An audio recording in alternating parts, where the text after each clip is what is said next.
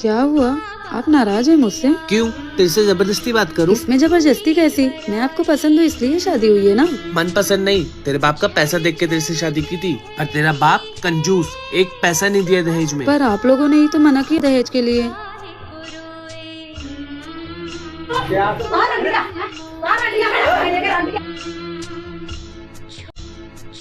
ननद जी, ये बाहर झगड़ा किस लिए हो रहा है? तुम्हारी वजह से। मेरी वजह से?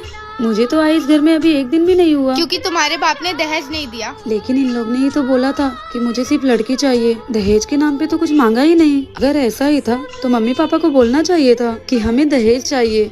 मम्मी पापा ने तो सोचा आप लोग भले इंसान हैं, इसलिए उन्होंने सिर्फ अपनी बेटी उठाकर दे दी। लेकिन उन्हें क्या पता कि आप लोगों के खाने के दांत कुछ और दिखाने के दांत कुछ और हैं। खैर, मैं मम्मी पापा से कह दूंगी कि वो यहाँ से मुझे ले जाएं। जहाँ लोगों को पैसों की कदर है, बेटी की नहीं। आखिर कब तक ये सब होता रहे? सुनिए जी, मुझे आपसे कुछ जरूरी बात करना है। हाँ बैठो। मुझे लगा आप मुझे पसंद करते हैं, इसलिए आपने मुझसे शादी की। पर मैं गलत हूँ। मुझे लगता है आपने मेरे पापा के पैसे देकर मुझसे शादी की है। मुझे दुख है इस बात का, लेकिन अब और मैं इस झूठे रिश्ते में नहीं रहना चाहती। मुझे डाइवोर्स चाहिए।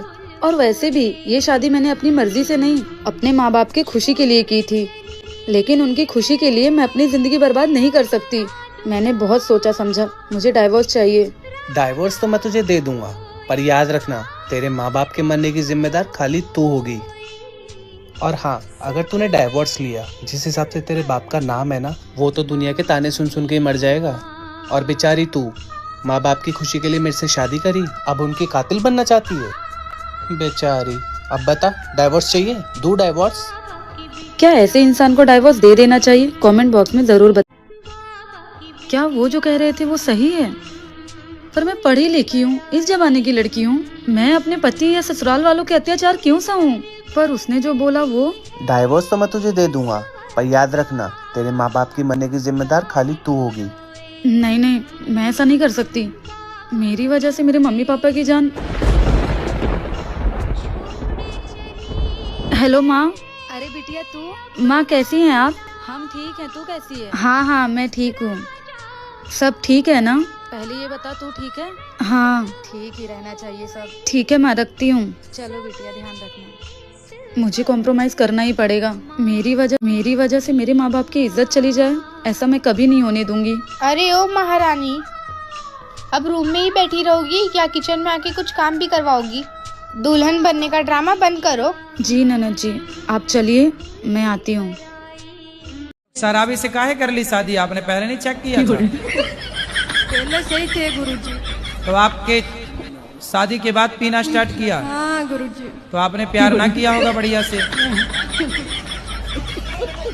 पति ही कलयुग हो तो उसके साथ कैसे रहे? पति ही कलयुग हो? हाँ, उसके अंदर सब कलयुग का अवतार हो। किसके पति ऐसे हैं? हमारे। कहाँ हैं? नहीं आए हैं। कलयुग महाराज नहीं आए? नहीं। तो आपके पति सुनेंगे तो आपको गुस्सा नहीं करेंगे कि ऐसा बोल के आई हो? वैसे भी करते हैं, ऐसे भी करेंगे, कोई फर्क नहीं पड़ता। आपने अच्छा देखा दामाद? हाँ, दामाद अच्छा। फिर बढ़िया, ऐसे आपके पिता को भी देखना था। चलो अब तो हो गई। बेटा, तू अपने ससुराल में खुश तो है ना? माँ, आप बस मेरे लिए इतनी दुआ करना कि मैं दोबारा किसी की बेटी ना बनूं।